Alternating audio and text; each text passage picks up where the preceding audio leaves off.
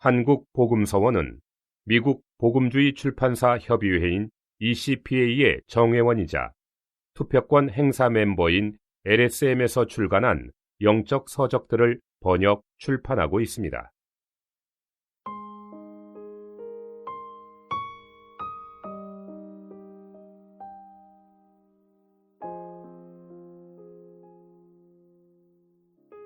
부흥의 법칙.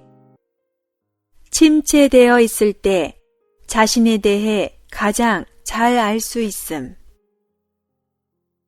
다른 한 면에서 말하면 매번 부흥이 끝난 후에 우리가 답답하게 되는 시기, 곧 답답한 느낌 속으로 떨어질 때에 우리는 자신에 대해 특별하게 알게 되는데 이건 역시 하나의 작은 법칙입니다.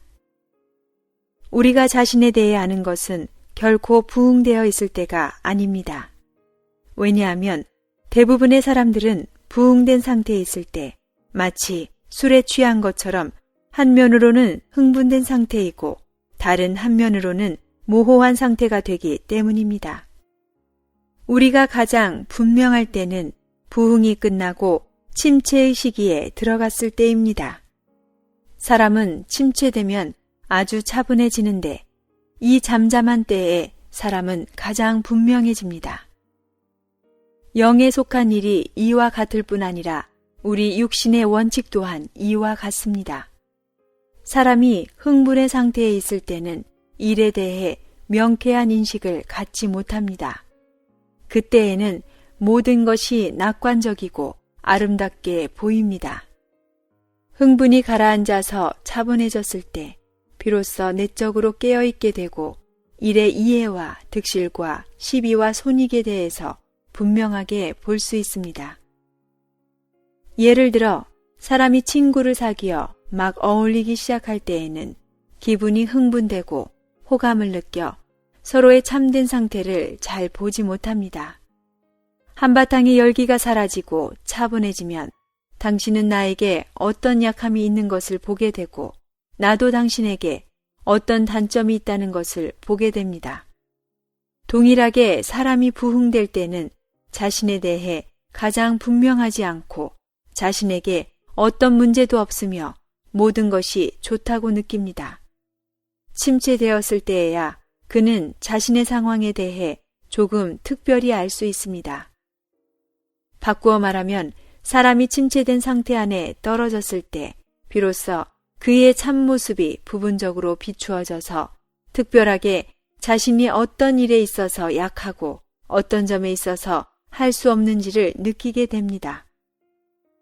사람이 부흥되었을 때는 항상 이렇게 간증합니다. 저는 지금 완전히 주님을 위합니다. 저는 주님을 위해 어떤 대가도 지불하기를 원합니다.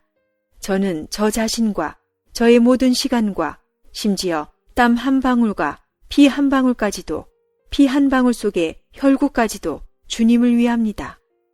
그리고 저의 돈 한 푼도 주님의 것입니다. 주님께서 원하시면 저는 다 드리기를 원합니다.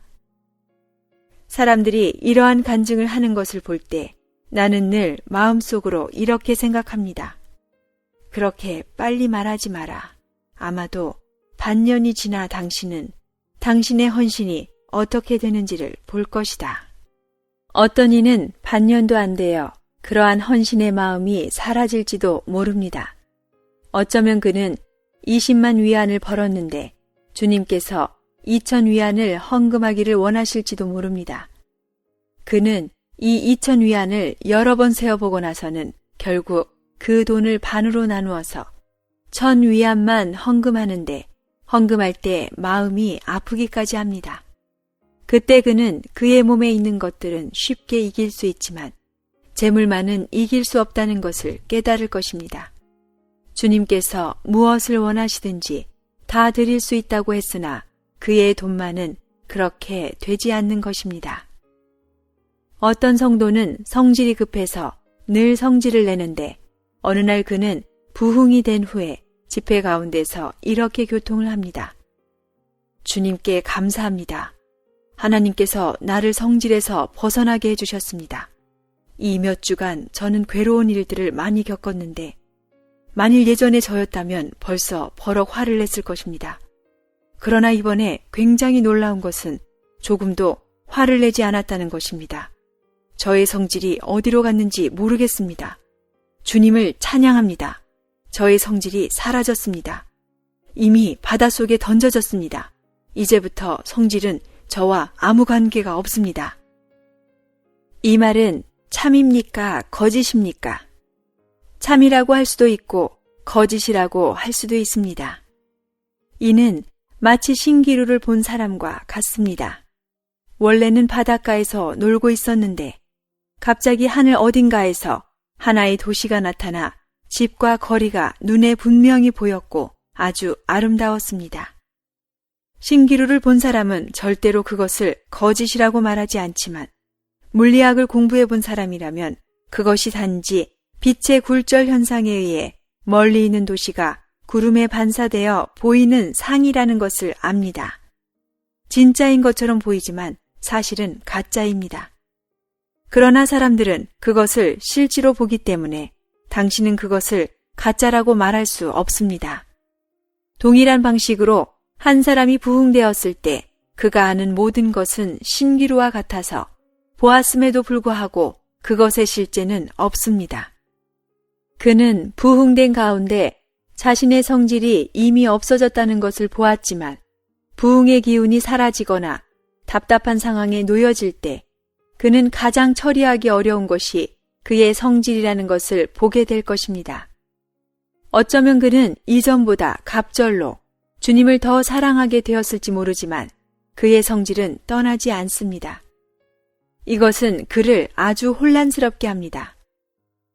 사람은 오직 침체된 가운데 있을 때에만 자신에 대해 알 수 있습니다. 사람이 답답함과 침체됨을 느끼면 사람의 약함과 어려움이 나타납니다. 이것은 마치 바닷물이 높아지면 암초가 바닷물에 잠기어 보이지 않는 것과 같습니다. 그런데 비록 보이지 않을지라도 암초는 여전히 거기에 있습니다. 바닷물이 낮아지면 이 암초는 전과 같이 드러나게 됩니다. 동일하게 우리가 부흥되어 있을 때 절정에 이른 부흥은 우리의 참모습인 약함을 완전히 가려서 우리는 마치 암초가 보이지 않는 망망대해처럼 아무 문제가 없어 보입니다. 그러나 이 부흥의 절정에서 내려가면 우리의 참모습이 점점 드러날 것입니다. 더욱이 우리의 가장 약한 그 부분이 특별하게 드러나게 됩니다.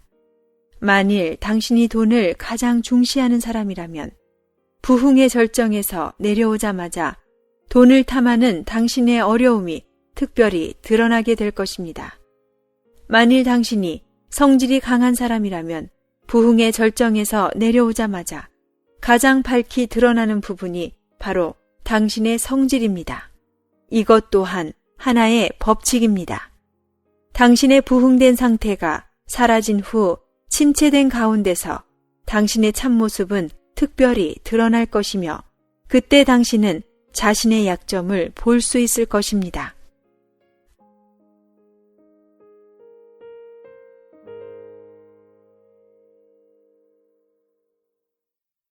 본 메시지가 수록된 도서에 관심 있으신 분들은 인터넷 검색창에 한국복음서원 쇼핑몰 또는 1600-3191로 전화 주시면 감사하겠습니다. 리디북스에서 전자책으로도 구입이 가능합니다.